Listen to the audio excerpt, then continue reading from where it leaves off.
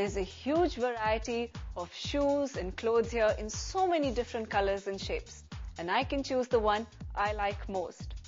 Why is it that we cannot choose the shape of our bodies or the color of our skin? What determines that? Join me in the studio to know more.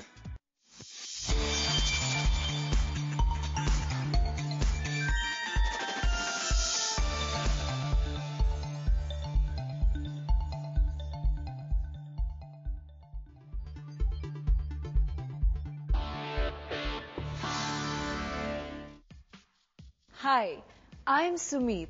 With me, you learn about life in every form and, of course, answers to questions in your exam. Today, under our looking glass, we have heredity and variation. Today, we will understand the meaning of heredity and variation. We will also analyze the importance of variation, and then we will learn about Mendel's experiment, which helped us understand how traits are passed on to offsprings and the mechanism of expression of traits in progenies. And lastly, we will have our exam decoded segment that will help you tackle away the examination blues. So let's get started. There are so many similarities in living organisms, and a prominent one is that all living organisms produce their kind of offspring. You must have noticed that these offsprings resemble their parents, but at the same time, they're not alike. There are always some variations between all of them. For example, you must have noticed the difference in the ears or nose of parents and their offsprings. Similarly, you can easily figure out the difference between a dog and her puppies. In these cases, though the overall appearance of a species remains the same, but there would be a sharp variation in the individual features. These individual features are known as variations, and it is these variations that act as a raw material for evolution and formation of new species. So let's take a look at these variations. Now, the first question that comes to the mind is a variation heritable? And the answer to that one is yes. Traits are transmitted from one generation to another. In fact, it is exactly what heredity is all about. But hold on, not all variations are heritable. But how do we know which ones can be transmitted? To know that, we need to know about how traits are inherited. Well, that was exactly the same question most biologists were asking in the mid-1800s. But it was the work of Gregor Mendel that put an end to all the confusion. It was in 1856 that his work came to light and was noticed.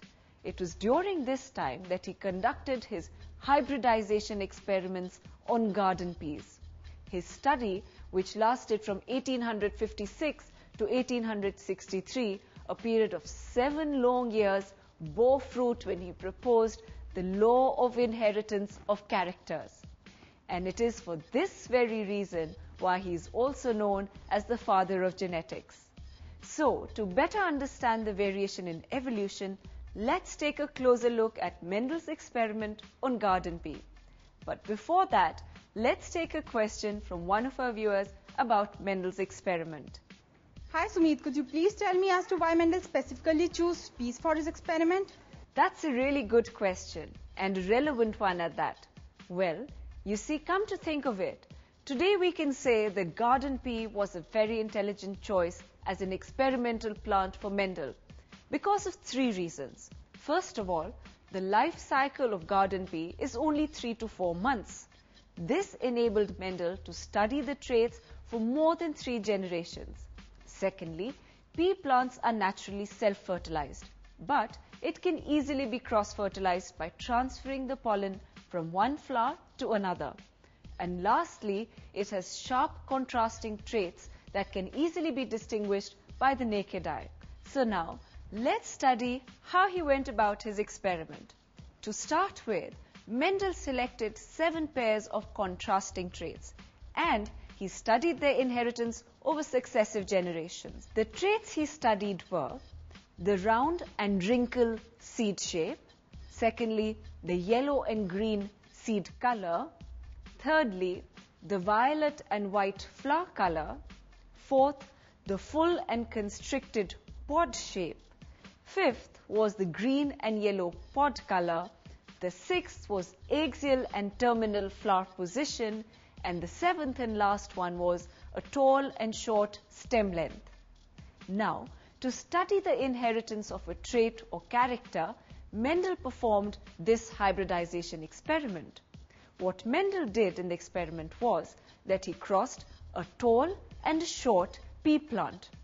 Then he collected the seeds produced as a result of this cross and grew them to generate plants or the first hybrid generation.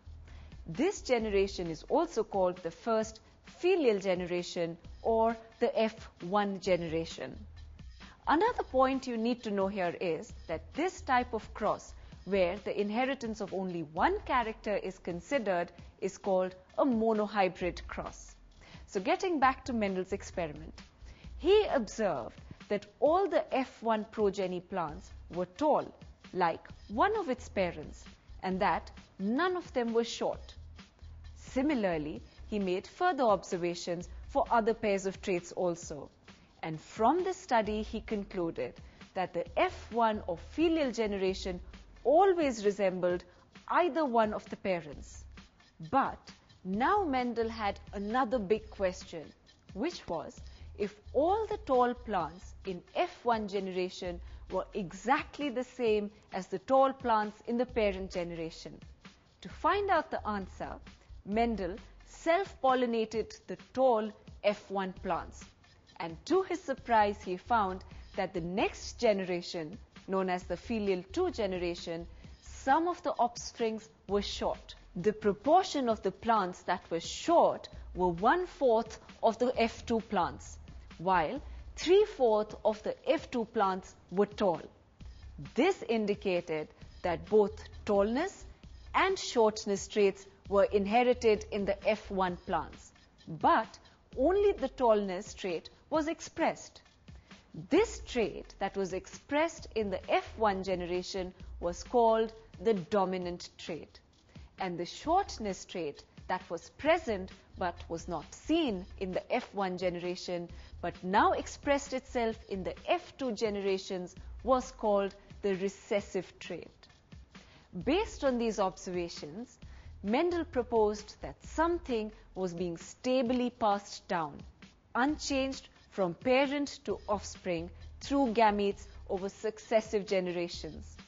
These things were called factors.